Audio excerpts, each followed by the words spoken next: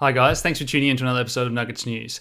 Today I want to walk you through this fantastic privacy-focused service that's built on top of Ethereum, and that is TornadoCash. So this is a mixer that's also using ZK snarks technology to allow users to achieve a level of privacy that otherwise wouldn't be possible on the public Ethereum blockchain. So I want to talk about on-chain versus off-chain privacy and how they get the most out of these kind of services, because a lot of people think of privacy as this yes or no thing, and if they're using a privacy coin online, they just assume that it's private.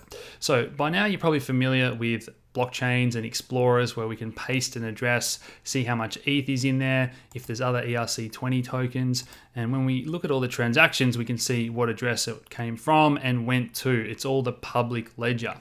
Now, if we head over to the Tornado Mixer website, down the bottom here, you can click on that contract address. And what we can see is a lot of users depositing ETH into the mixer. And then if we look at the internal transactions, we can see that users are withdrawing, but it's coming out of the mixer contract. So we don't know whose ETH is going where. Now, this is where it gets into the conversation about other things that you are doing online. So what browser you use, for example, Google Chrome, we know that they track all our data, our cookies, your IP address, what websites you visit. So they might be able to match, the time that you came back to withdraw your ETH. So it's important to be mindful of little things like that. Look, I strongly recommend using something like Tor. They scramble your IP address. That has MetaMask inbuilt these days. You can use a VPN. Make sure you generate a new IP address before you withdraw, so you don't have the same IP address for your new Ethereum address that you create. All those little habits really allow for you to achieve better privacy online. Now, if you want more information about how this works, they've got a great article on Medium and the About section on the website. But final thing here before we interact with the smart contract here is choosing our Ethereum address. So at the moment, I've got MetaMask. If you're a more advanced user and you want to achieve that really high level of privacy, make sure you connect to your own full node. Again, that way you're just not relying on a third-party service that is maybe tracking everything online. It depends how paranoid you want to be. The average user might not have to worry about all this stuff, but just good things to be aware of. So at the moment, they're only allowing 0.1 ETH. They're going to increase that in future. Looks like they want to add DAI as well, and maybe other ERC20 tokens. As long as there's users that are depositing and mixing that up, then it allows for that anonymity set there. So let's just click on deposit, and it's going to ask me to make sure I've clicked to copy this note.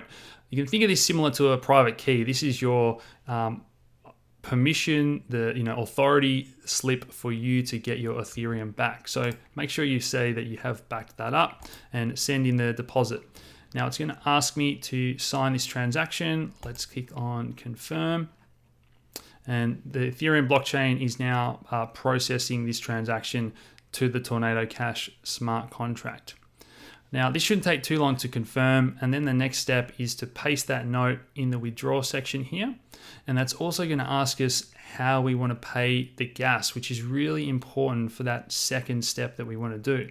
Because if we pay the gas from our initial Ethereum address, they can link that. They know, who's paid the gas, just another way to break the chain of traceability online. So what we can do instead is pay the gas from our initial address here. That's confirmed. So let's click on withdraw and paste our note. And rather than us paying with it from our wallet, we want to pay initially to the relayer, to the smart contract, and let them pay the gas for the second transaction. So there's no way to tie them together. Now that's popped up a little warning and said it's only been a minute since you deposited, so it's encouraging you to wait an hour or a day before you come back and withdraw. It's at this stage that you want to generate a new IP address. You want to get your new Ethereum address, your new Ethereum wallet all set up. Look, for the purpose of the transaction today, I'll just copy this address to send the ETH back to that before the tutorial. So let's paste that there, the withdrawal address, and click on withdraw. Now that's generating that zero knowledge proof on the back end. This does take a little bit more time than a normal transaction. So let's click on confirm.